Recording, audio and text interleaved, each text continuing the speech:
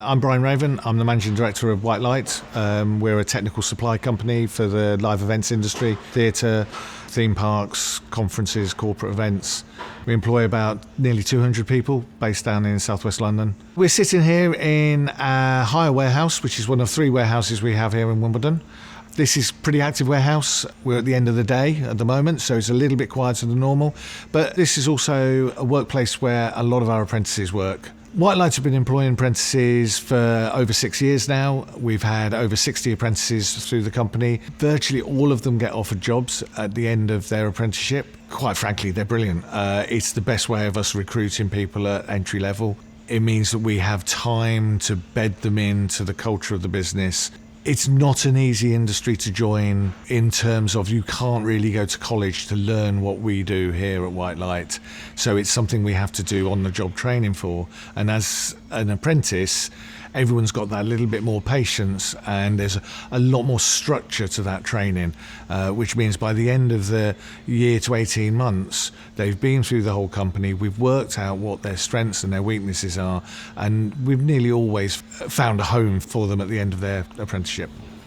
My name's Daniel. I work for Light in the broadcast department. My role at the minute is broadcast technician. We take care of all the bits and pieces that is mainly used on live broadcast jobs, lighting and all that type of thing. We prep it to go out on site. If it comes back damaged, we'll then repair it. And just, general maintenance of all that kit and prepping for when a job does come down. This repair at the moment, I'm opening the unit up. We've tested it and there's no cold output, so I'm opening this up at the minute to see if there's any visual faults. By visual I mean anything that we can clearly see, cables missing, cables separated, any sorts of burn marks on the boards and things like that. And then after that, if there's no visual things, you've then got to start looking into the circuitry and things like that to find what's causing the problem. So Dan joined us on the technical apprenticeship, and like the other technical apprentices, he worked his way around every department, and people find the areas that they are most comfortable with, where they're most comfortable with the technology and the skills required. And the way we structure our apprenticeships, you'll generally spend your last 3 to 6 months in that department so that you find out, yes, this is where I want a job, this is where I want to be. And Dan settled very nicely into the broadcast workshop and is very much part of the team. This is an ARRI Sky panel, and what we're going to do with this, we're going to take it out of the case, double check that it's all in working order and safe to go back out on the next job.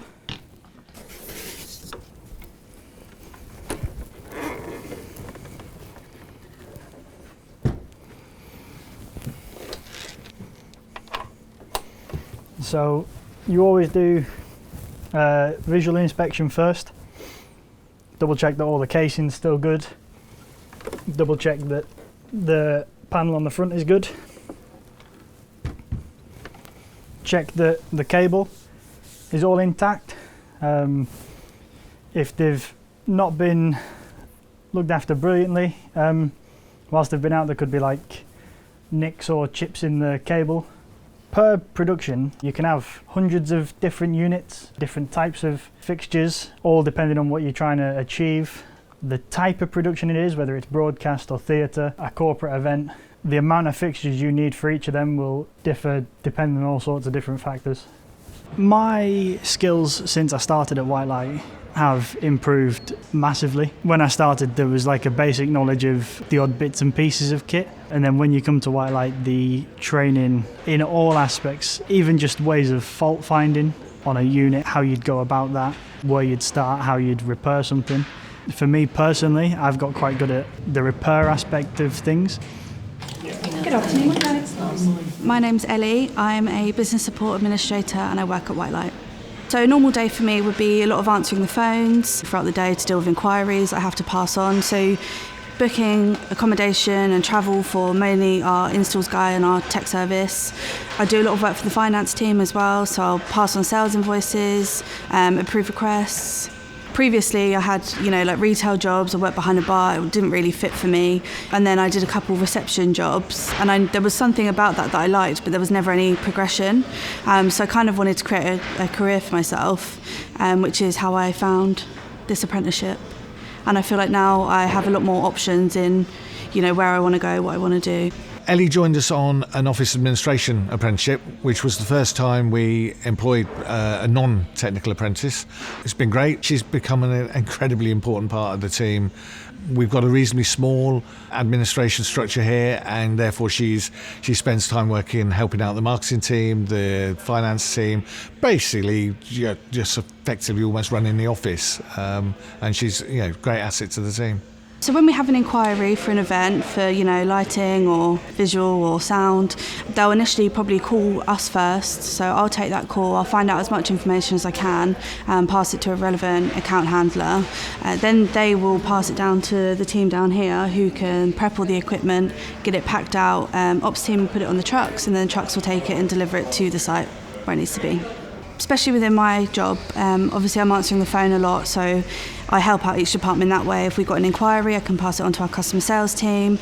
If you've got a query about type of equipment, that can go to our tech service team. So I deal with almost everyone, even when it comes down to providing stationery. That's obviously helpful because it means that they can get their job done. So I think my role is probably quite important to the wider organisation. As it helps everyone get their job done. We are in the background, but it means that every team can do their job to the best of their ability without having to worry about all the small things, because those are the things that we sort out. I would say I was probably a bit sceptical doing an apprenticeship because I was 23 at the time. I thought maybe I was a bit old, but it was probably one of the better decisions I think I've ever made. I love this job, I'm very happy here. Not only the job, but all the people that I've met as well. It's been really good, and I definitely recommend it. My advice to young people would be, if it's something that you're interested in, then I would definitely go for it. It's worked really well for me, and I think it's so important to learn on the job while you're doing it as well. I think you gain a lot more knowledge. One of the reasons apprenticeships work is it's putting people into a work environment quicker than you would if you went through an academic route. Certainly here, and I believe other apprentices have the same experience, they're treated as an adult, they're treated as a part of the team pretty much from day one. The only way they're slightly treated differently as an apprentice is people are a little bit more patient on the learning experience. They understand they're an apprentice, and therefore it is their first job. It's the first time they've done something.